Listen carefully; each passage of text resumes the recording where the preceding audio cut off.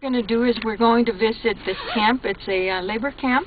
It's called Harvest Park, and right now I understand that it's pretty full, and after the harvest the people will go to their homes, whether in California, Texas, New Mexico, wherever, and it will be vacant. But then late October, early November, it starts filling up again with the homeless. So it's never really empty. There's always people here. So we're going to step down and leave some brochures and this flyer in the community kitchen.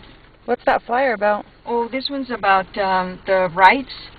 The name of it is Conozca sus derechos. I have gone through most of this with the people, and if I get a little audience of 2 or 3 or 4 people, I usually tell them that they need to study this and then pass it on to someone else so that everybody is informed. No, nada más tienen estas camitas, sí, son las camitas, pero sí tienen refrigerador, ¿Y eso ya lo tienen aquí? Sí, Sí, lo más básico. Ajá. ¿Suficiente para 6 personas? Sí, Sí. sí. Pues nosotros somos adultos, pero como decir, nosotros somos familia en la otra traila donde están puros niños.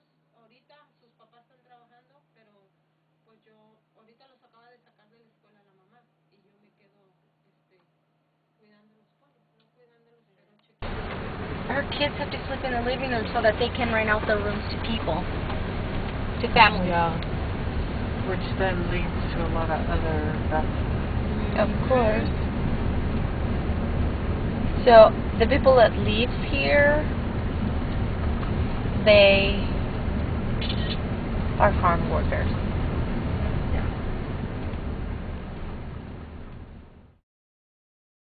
Every time I do the cultural competence training, I always share the story about this lady that came to look for services for this family that the community has.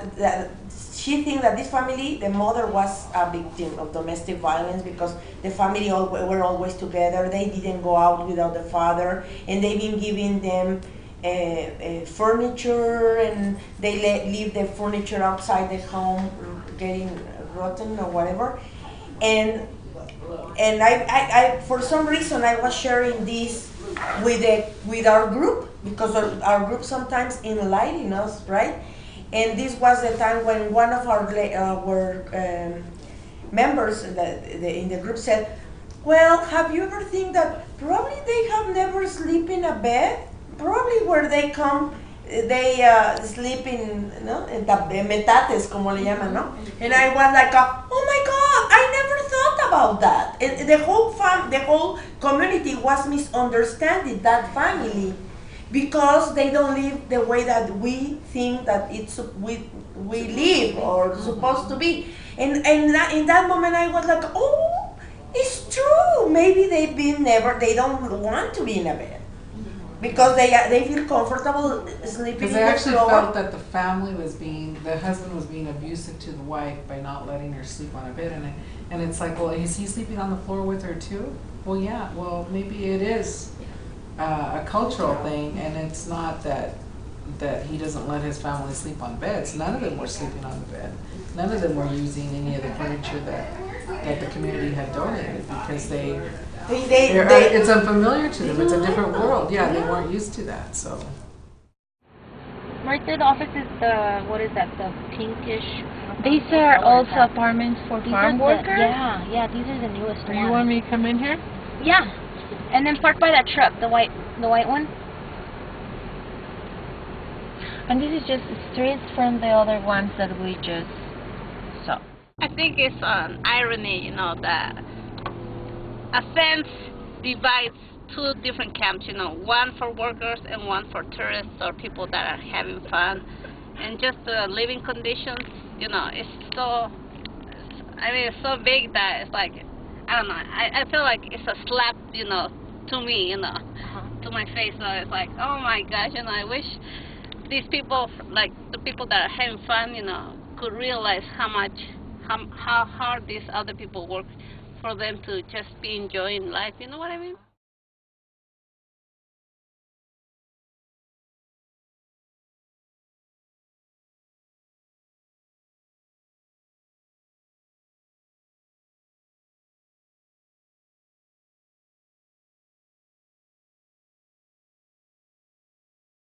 Back then it was like 115 and 117 degrees summer.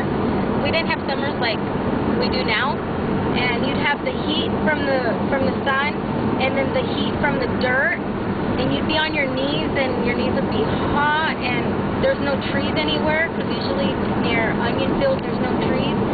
And Where was this at? Royal City. You'd be chopping onions, Royal and Moses, and you'd be chopping onions, and you'd slice your fingers. And so I remember my mom cutting into an onion and taking the little skin off of the onion and wrapping it around our fingers, and then putting Band-Aids on them, and that was the quick fix while we were working. And then we'd have to get back to work. And we'd be there 2, 3 in the morning all the way to 10 o'clock at night with minimal breaks. So the more work you do, the more you get paid. How old were you? 7 years old, 8, 9, 10, 11, 12, all the way to until I was 17. Where did you live? Moses Lake. Do you remember? Do you remember any of the women around having problems with violence?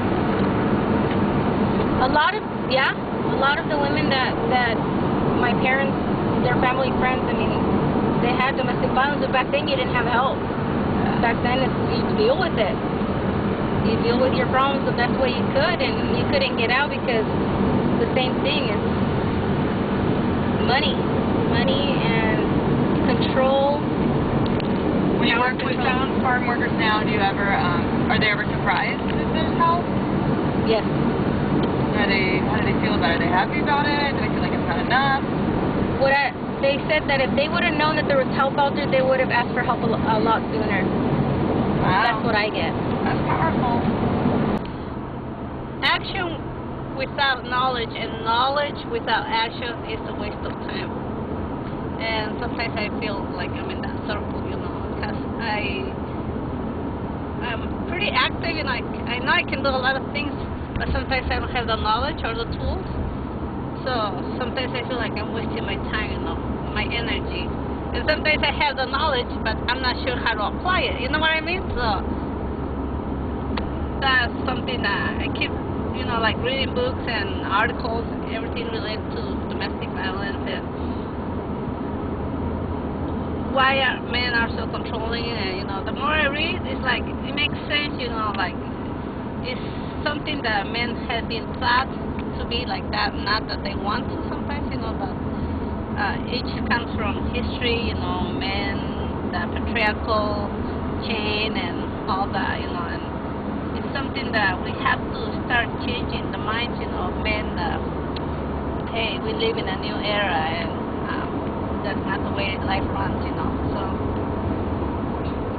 that's why I'm very interested in attending the 2020 conference, you know, the vision one, because they said, how are we seeing each other, how are we seeing the future in 10 years, but it's like, why wait 10 years, you know, why can't we just start it, you know, start changing the mind, you know, it's the revolution of the conscious.